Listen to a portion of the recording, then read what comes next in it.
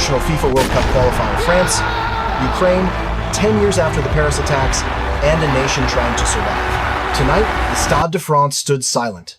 A moment of memory, a moment of unity. On the 10th anniversary of the Paris drama, the Stade de France froze. A stadium once targeted was now united in silence. 132 names. A decade of scars. Two nations remembering. Then, the moment of rebirth. Killian Mbappé took over. Career goal number 400. We tell you all about it in this new episode of the Zebra Truth podcast. And yep, Mbappé still shared the spotlight, setting up Ekitike for his first ever goal. Meanwhile, Ukraine played with the heart of a nation fighting for survival. Two teams, two histories, one emotional night. This wasn't just a qualifier. It was resilience versus resilience, memory versus reality, football healing, a unifying and emotional moment, even for one night. You know, Jane, last night at the Stade de France, wow.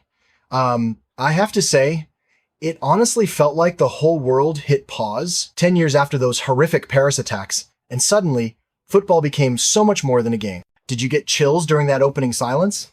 Thomas, I had actual goosebumps. Usually, kickoff is all singing and chanting, but last night you could almost hear people's hearts beating. The stadium looked like a candlelit vigil. And it wasn't just the French fans. Ukrainian supporters had tears in their eyes too. It's wild how sport can turn into something sacred, even if just for a few minutes. Exactly. I mean, this wasn't about group standings anymore. It was memory versus reality, resilience versus resilience. Both teams came with their own scars. France's collective trauma, Ukraine's ongoing war. That kind of energy changes everything on the pitch. That's the thing. I think sometimes football is the only language left that everyone can speak when words run out. And honestly, when you see Mbappé step up on a night like that, the pressure's just off the charts, but he somehow turns it into art, not just sport. It's funny, because after all that buildup, the first half was almost awkwardly tense. Nobody wanted to make a mistake, and you could feel the nerves even just watching at home. France dominated possession, but Ukraine's defense was like a wall. Totally. You could sense both teams were tiptoeing around the emotional weight. And then, out of nowhere, that penalty drama blew the lid off. First, Ukraine feels robbed by a call. Then Olise gets fouled. And suddenly, it's Mbappé with the ball, staring down Trubin. His Panenka? Are you kidding? That takes guts. While everyone's expecting a thunderbolt, he just chips it down the middle. It was almost taunting the pressure itself. That goal cracked the whole thing open. Exactly. Once that went in, France finally started playing with swagger again.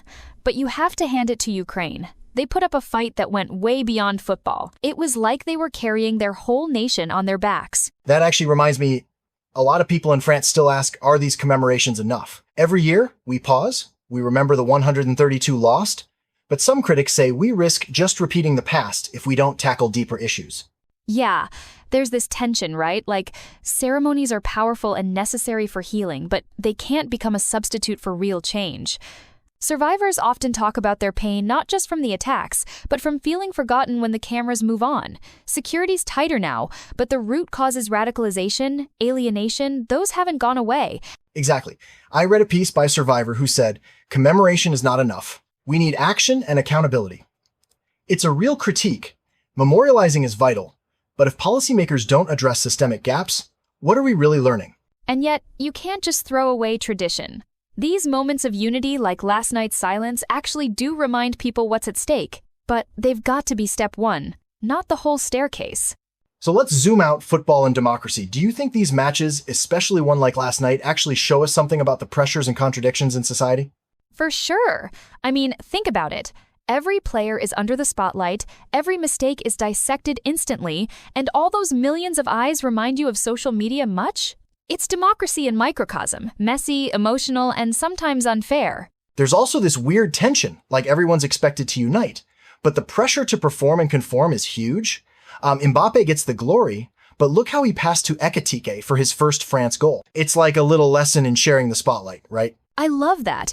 It's almost like a reminder that in both democracy and football, the real wins come when power gets shared around, not just hoarded. But at the same time, you're never free from criticism one bad move, and the crowd lets you hear it, just like politicians. After a night packed with symbolism, do you think these moments can actually help people heal? Or are they just temporary fixes before everyone goes back to business as usual? It's a little bit of both, honestly. I mean, the ceremonies and games give people a story to rally around, and sometimes that's the spark for real change. But it only sticks if it moves beyond the stadium, like when the Memorial Garden opened in Paris, or when schools actually teach about tolerance, not just recite names. Totally. I love seeing fans from both sides applauding together at the end, even Ukrainians who probably felt heartbroken by the score. It's a small glimpse of what unity could look like, if only for a night. And maybe that's the takeaway. Hope isn't some big, singular event. It's all these small acts, a goal shared, a crowd remembering, even a tough question about what hasn't changed yet. That's how you keep moving forward. All right, before we wrap up, quick summary. Last night wasn't just about who scored or who qualified. It was memory, pain, resilience, a little controversy, and some dazzling football. Whether you see it as a moment of healing or a call for more action, there are no simple answers. Couldn't have said it better, Thomas. I hope everyone listening remembers. It's okay to feel inspired, skeptical, or even a little conflicted. That's the point. Don't just take the headlines at face value. Dig deeper, ask questions, and keep the debate alive. So what do you all think? Can football really help us process national trauma? Or are we just looking for easy symbols? Toss us your thoughts, DM, comment, or send us a voice note. Let's keep the conversation going. Here's to more drama, more dialogue, and never settling for the easy narrative. Okay, on that positive note, that is a wrap for today then. Thanks to everyone for listening to the Daily World Pod by ZebraTruth. If you learned something today or got a little fired up, share the episode, subscribe, and stay tuned. We'll be back with more from the bleeding edge of AI and football. Meanwhile, check out zebratruth.com and grab our app to stay in the loop.